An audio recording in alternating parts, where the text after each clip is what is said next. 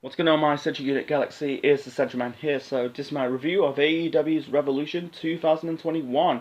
Before we get to the matches on the show, there were a lot of debuts on this pay-per-view. AEW did like a mysterious signing segment on the show, and one mysterious wrestler signed to AEW, and that was Christian. Made his debut on AEW on this show. Last time we saw Christian in pro wrestling was at the Royal Rumble pay-per-view in the Royal Rumble match 2 months ago. Right now he's Christian Cage. He's old rename from TNA with the theme music. It's good to see Christian sign with AEW. I don't know he's gonna wrestle on a full-time basis because Christian is old. No, he's not like a 70, 60-year-old man. No, he's about, I think he's in his like mid 40s at this moment. He had a decent performance at the Rumble match 2 months ago, but is he going to compete on the same high level, go back to, the 90s, the late 90s, early 2000s, into the mid 2000s, into the previous decade? Not too sure, because the last time Christian wrestled like a one-on-one match was way back in 2014. Yeah, he fought against Randy Orton last year, but he was kind of like, he was semi-retired. He's not really like in-ring condition back then in 2020, but right now, he had a decent performance at the Rumble match 2 months ago. But is he gonna be on the same level, compete in a high level tier? I don't know. Is he gonna have one more match? Reference to his run in his feud with Randy Orton in 2011. I don't know he's going to win the world title. I think the ship is sailed, because this is not 2011. This is 2021. He's a bit older. You see Jericho right now. You can tell Jericho's kind of past his best. But yeah, Jericho won the world title in his late 40s. But yeah, I'd never say never. But not keen if Christian's going to get one more run as the world champion. Yeah, the ship is sailed. I think he's just going to put over the young talent. I think like AEW's gonna do, they do what WWE's failed to do with the young talent. It's put them over. With WWE, every time they have the legends coming back, they're just basically burying the young guys. The great example, Brock Lesnar. With AEW, they are putting over the young talents. That's really the goal. Elevating them. I want to see Christian have one more fun last run as a pro wrestler. He might come back in the WWE one day, probably get inducted in the Hall of Fame, maybe as a single star, or maybe Edge and Christian, because one of the best tag teams in pro wrestling history. The last few weeks, AEW is making stories. Get some mainstream publicity. First off, they signed the Big Show, Paul Wyatt. I'm not a big fan of Shaquille O'Neal. That's just meh. With Big Show, I think he's just semi-retired. He probably have one more match, and I think he'll probably be a commentator or work backstage. I don't know. Sting is probably semi-retired. I think Christian is the same, semi-retired. So yeah, I think AEW for the last few weeks on this show, they made a good signing Christian Cage. So see what he can do. Is he gonna do well? Is he gonna have one more run? And also, is he gonna put over a young talent? Fingers crossed. So anyway, so we're going to start with the pre-show match first. They call it the buy-in. Originally, it was supposed to be a tag team match between Britt Baker and Rebel, aka Reba. Unfortunately, Reba got injured, so we got a debut. There were a lot of debuts on the show alongside Christian Cage. We got a debut of Maki Ito, I think that's her name. Not really familiar. The fans really got a good reaction. She got a good reaction. She's doing like this pop singer gimmick. I'm not saying she's annoying. Her voice is, I'm not too sure she's a singer.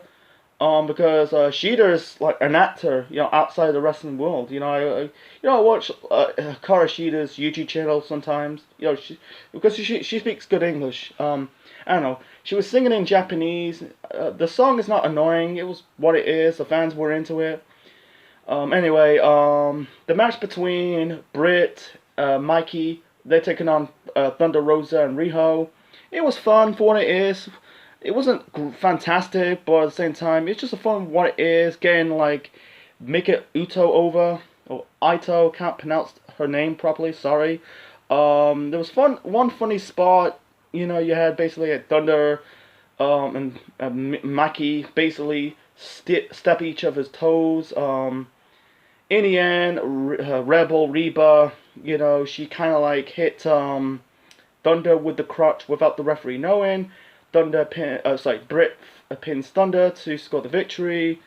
Not keen on Rebel Reba. I never liked her in TNA. She was in TNA part of the what's it called? With Mike Knox. I remember that it was a gimmick. You know, it was like it's basically a Circus Freaks gimmick. You know, I can't remember. It's the Menagerie. Yeah, I remember the Menagerie with Mike Knox, Rob Terry, Crazy Steve, and then she was part of the Dollhouse. I don't know if she improved after her run in TNA. I don't want to get into it. So sometimes I'm not keen on Reba. Sometimes Rebel came off a little bit annoying and goofy. You know, the segment with Tony Schiavone. There was one segment on Dynamite last year when Britt was injured, started doing the role model gimmick. You know, he had the like this piece of paper. She's missing a cue. You know, I find her annoying. I think she's only there for just, you know, being like Britt Baker's lackey, nothing else.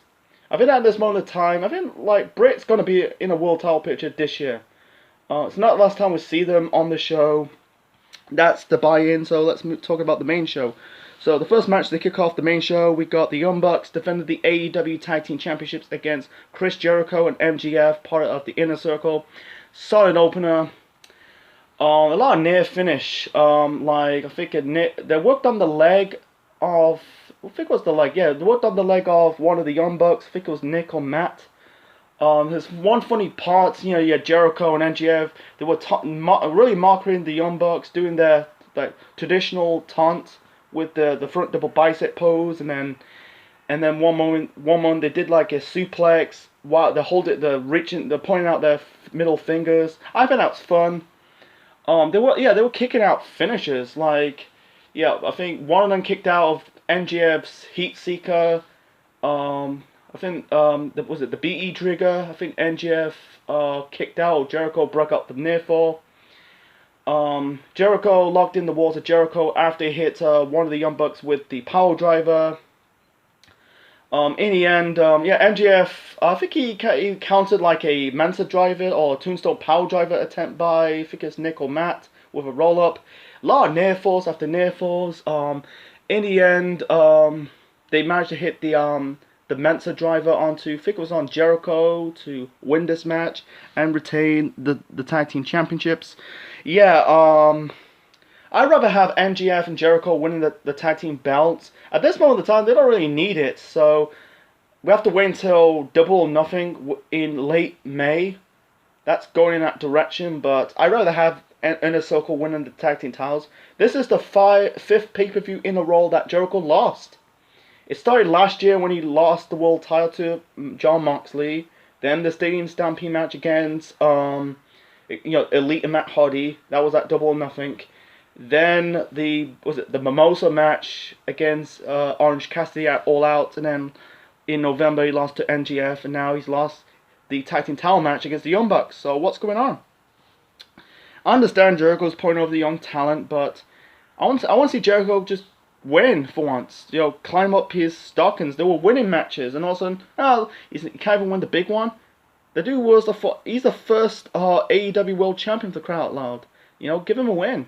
You know, at this point, you know, they're one of the founders, you know, the Young Bucks of AEW, alongside Cody Rhodes, maybe Kenny Omega as well. You know, the Elite formed this company.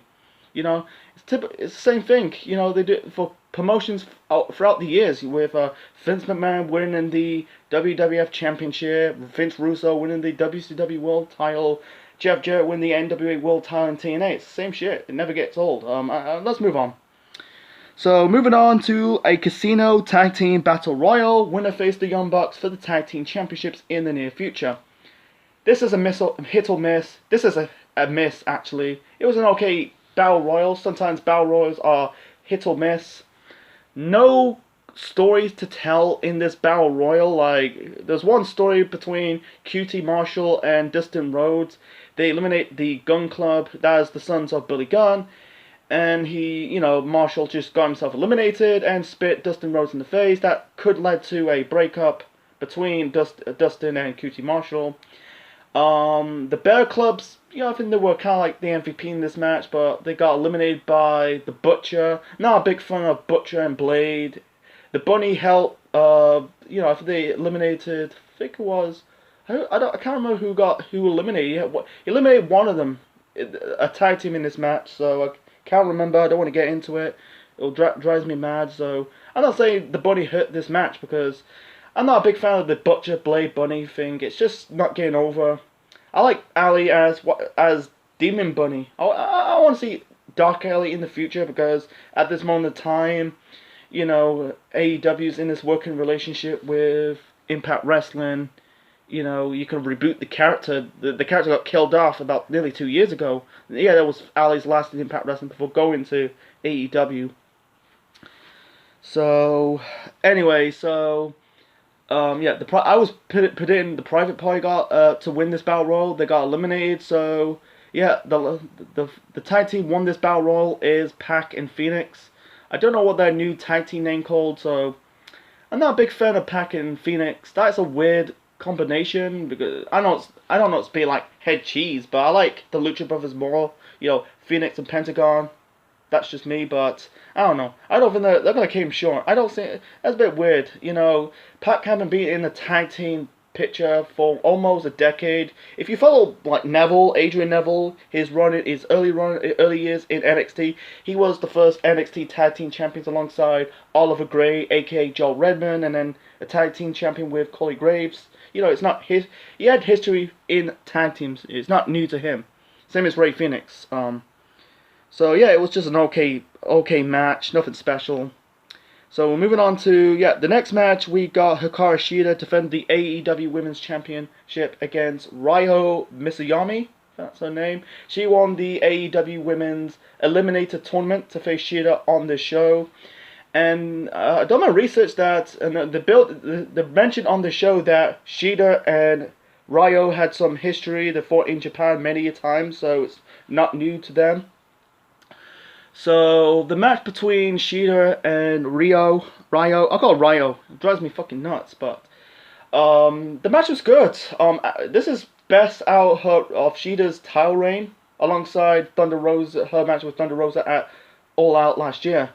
They beat the living piss. They both are. I don't know. Shira's a Josie wrestler. They're both like hard, strong style. There's one moment of this match, you had Shira going for like typical knee strikes, leap off the chair, but Rajo kind of catched her and throw her into the crowd. Yeah, it's the plants, it's not new. And then minutes later, Shira was going for like a suplex off the top rope, but instead she kind of hit Rajo with a reverse tombstone power driver. She kind of with a smile. Was it Tsuzayami? I think that's Shira's. Basically, it's a Shining Wizard. Rajo kicked out of Shira's two Shining Wizards. And Shira kicked out the guillotine off the top rope. In the end, Shira hit like a corkscrew knee to win this match. And then afterwards, they got beaten down by Britt Baker, Reba, Nyla Rose. At this moment, I'm sick of Nyla Rose at this point. I don't know what they do with her. They had the beat down, Rajo and Shira, and also Thunder Rosa came out of nowhere. I'm guessing this is set up. I want to see, Shira versus Britt Baker next. Fuck Nia Rose. I don't hate the woman. I think she's better than Nia Jax, but what they do with her? They didn't do jack shit with her. They really dropped the ball on Nyla Rose. Yeah, she was. It's very funny. Like 1 year ago, she was AEW Women's Champion, and then also she was barely on TV. She only appeared once in the full moon. This is the problem with the AEW roster. It's so bloated. Yeah, I don't want to see Shira versus Nyla Rose again. We've already seen it twice. I want to see they haven't fought before. Shira versus Britt Baker for the AEW Women's title. That will be good. I don't know. It's going to be at they can't wait until Double or Nothing in May. So that'll be in April. Who knows? So yeah, it was a good match. I said I predict that when Shira drops the AEW Women's title, Io Shirai will drop the NXT Women's title. Asuka's title reign's nearly at an end. I guarantee she will drop the title at WrestleMania. Depending who's gonna be it, I don't know. So moving on to the next match. The next match we got Best Friends versus Miro and Kip Sabin. They've been feuding for months now. You know, they broke the arcade game. They crashed the wedding. It started with basically Miro and Kip being down instead of Chuck Taylor. I don't know what happened to Chuck Taylor. Not Chuck Taylor, sorry. Trent Beretta. Sorry. I think Trent got hurt or something. I don't know. Anyway, they beat down Orange Cassidy and Chuck Taylor. The first bulk of the match, you had basically it's turned into a handicap match between Chuck Taylor, Miro, and Kip. And then also the Orange Cassidy came out of nowhere, hit Miro with the orange punch. Did the typical like tap in Miro's shins. That's typical shtick of Orange Cassidy. It hit like the Stun Dog Millionaire. You got one spot with Penelope Ford. I predict that Penelope will get involved in this match. I was kind of bang on the money. Miro accidentally knocked Penelope out of the ring apron, and then she's sounding like she's badly injured. Kept sounding like she's dead or badly hurt. In the end, Miro locked in the game over. That's formerly known as the Accolade onto Chuck Taylor. Made him tapped out. Miro and Kip Sabin won this match. Is this Miro's first pay-per-view match? I don't know. It's been a long time. You know, I think is it his first match? I think it was.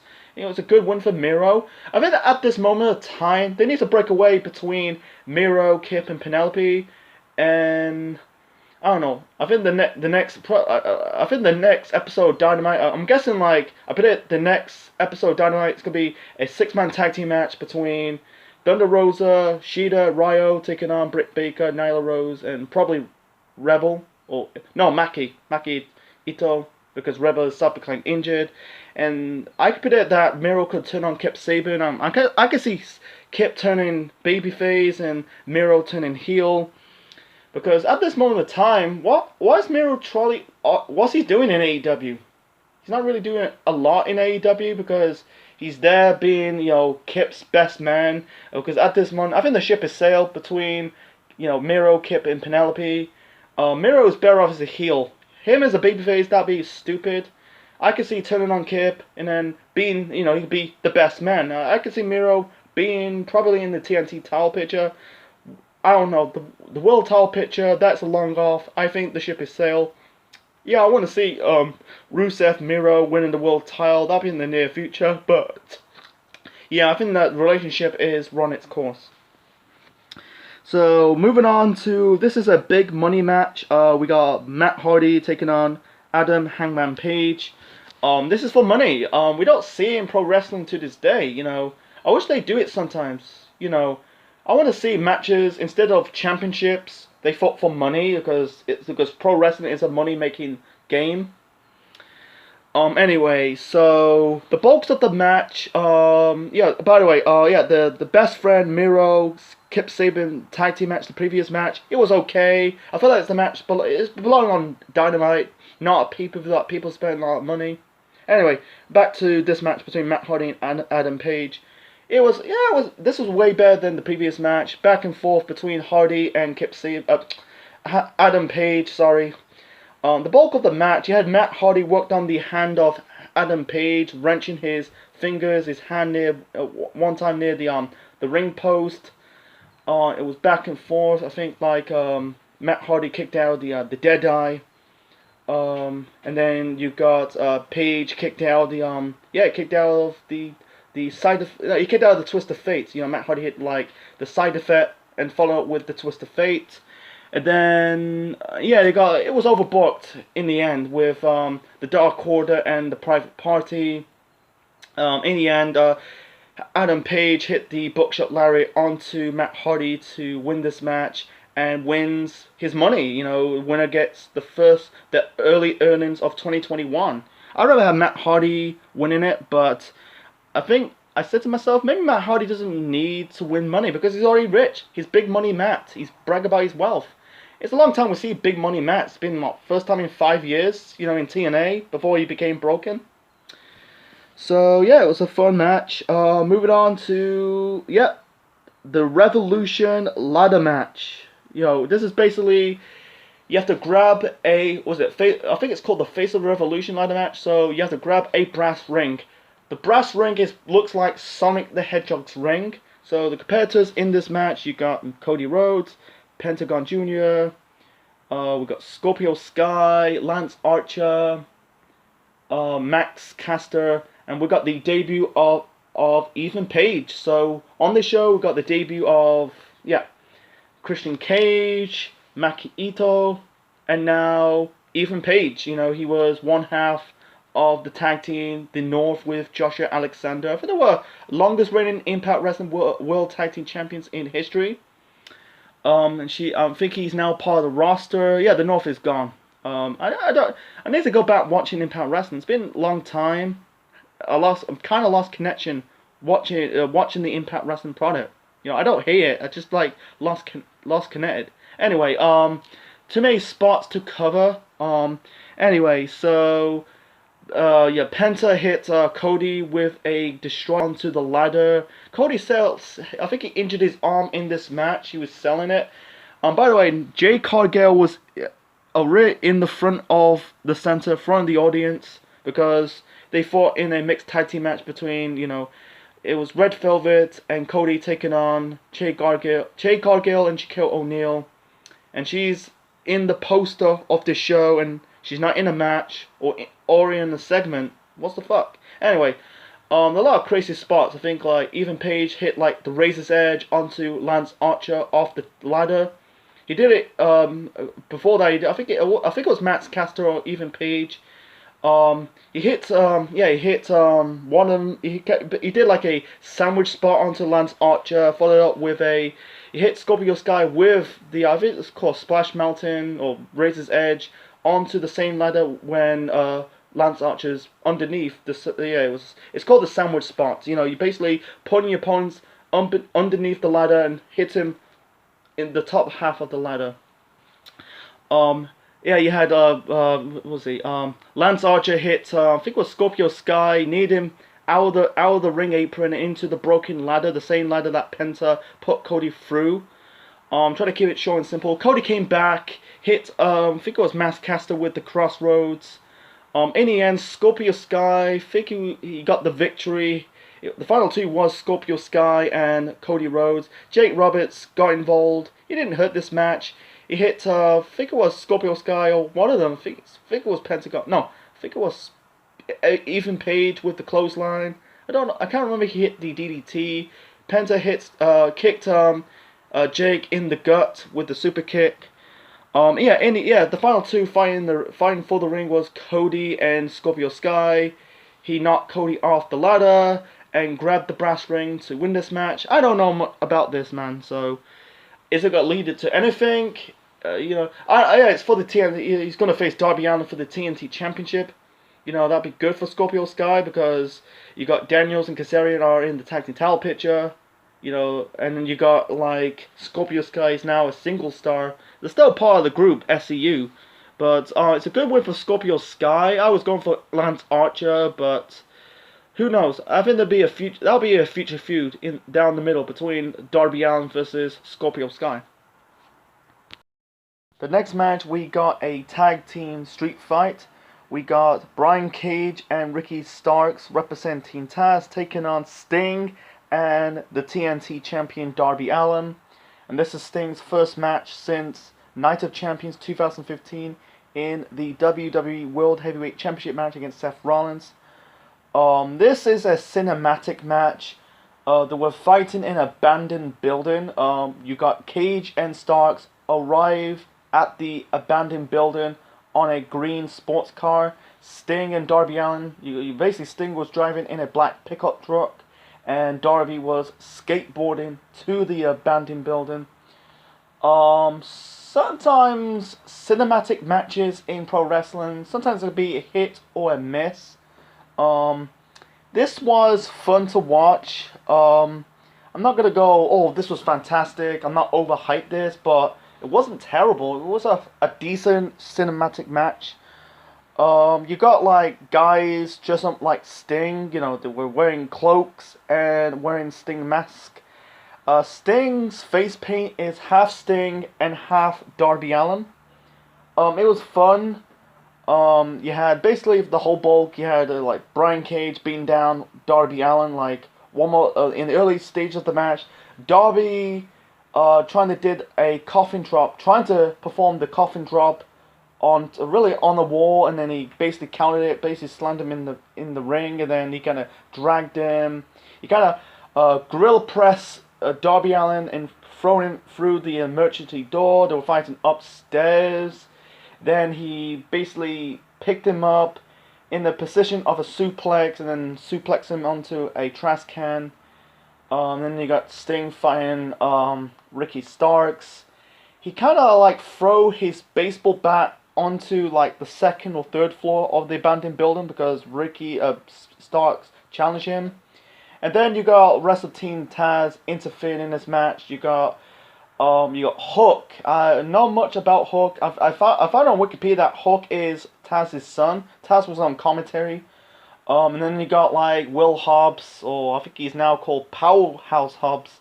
He was wearing like this orange mask, and I said to myself, that is Will Hobbs. Why he needs to disguise himself?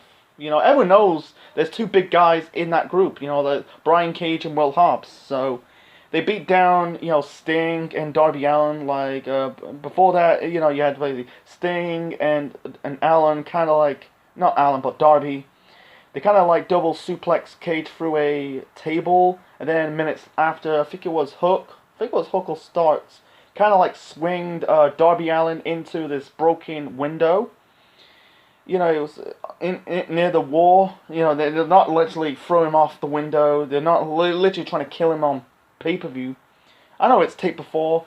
There was one spot. You basically Darby. You know, Brian Cage was near this type of platform. Darby did like a before that he did like a coffin drop onto Ricky Starks on one of the scaffold into the building onto the second or third floor, and then later on he did like a crazy spot onto Brian Cage. He dived off the top of the window through, you know, he kind of put Brian Cage through the platform. They went down this bottomless pit. I'm trying to keep this short and simple. In the end, Sting hit Ricky Starks, almost say Sparks, you know, Starks. Hit Starks with the Scorpion Death Drop to win this match.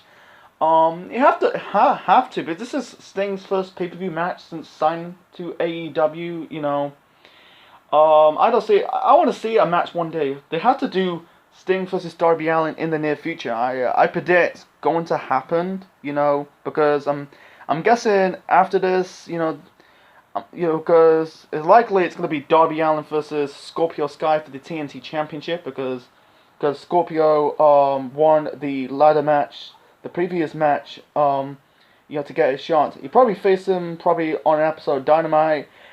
They can't wait until May, Double or Nothing. And speaking of Double or Nothing, it's not in Las Vegas this year. It's in Jacksonville, Florida, because we're still in the middle of a fucking pandemic. I've been like, I want to do it. That'll be another video for another time. So anyway, the cinematic match. I think WWE's cinematic match are piss poor. Compare who does best cinematic matches so far between WWE and AEW. I have to go with AEW. You know, they did really do really good cinematic matches. You know, I don't count the Stadium Stampede match as a cinematic match. It wasn't taped before that. It was still live. You had like the deletion match between Matt Hardy and Sammy Guevara. This match, and then I like the match between Britt Baker and Big Swole. But WWE's like cinematic matches are shit. The two best I like was Matt Hardy versus Bray Wyatt, the final deletion match in 2018. The Boneyard match between Undertaker AJ Styles at WrestleMania 36 Part 1. Besides that, I'm not a big fan of the I don't like the whole John Cena, the Fiend Bray Wyatt in the Funhouse match at WrestleMania 36 Part 2. It's kind of meh to me. I don't like the Money in the Bank ladder match at last year. I don't like that. You know, it's good to have some cameos, but I'm just like, nah, not into it. And the same as the that was including that crap match between the Fiend Bray Wyatt versus Braun Strowman. He had to introduce Alexa Bliss. I don't like that.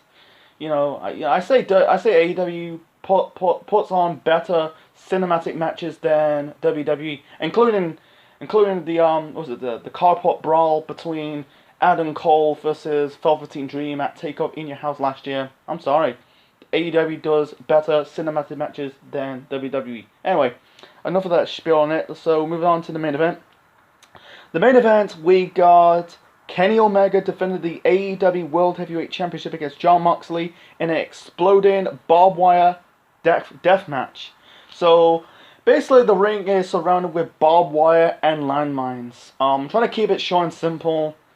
I don't understand why they did with landmines. They played a massive part in this match.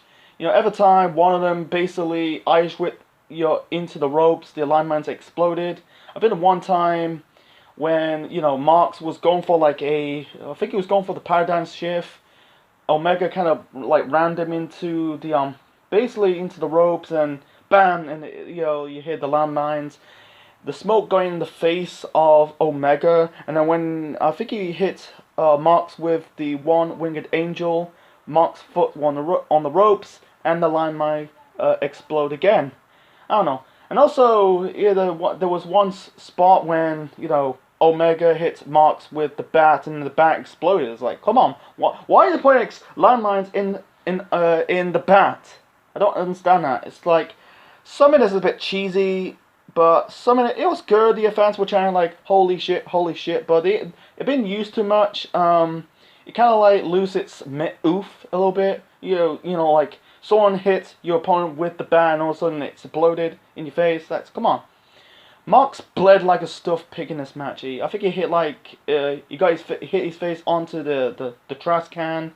I think it was a toe hold. Omega toe hold Marks into the trash can. He bled like a stuffed pig.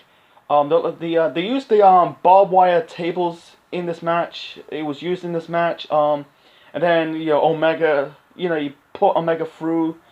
There was other barbed wire tables outside the ring. Marks hit the paradigm shift onto Omega, off the ring into the barricade, the table, barbed wire tables.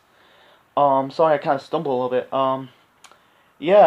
And also they did a timer. Says if the match. When it ends 30, the ring exploded, so we have to wait and find out until the end.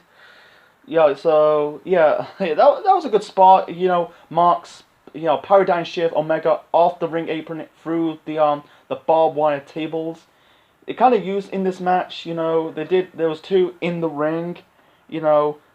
Sometimes I'm not keen on these matches because they cannot do it in the ring because they're handcuffed. They can't Irish whip your opponent into the ring through the ropes. Anyway, so and then you got the Good Brothers, that is Carl Anderson and Doc Gallows at this moment. He's not Luke Gallows, he's Doc Gallows, trying to help Omega get the victory.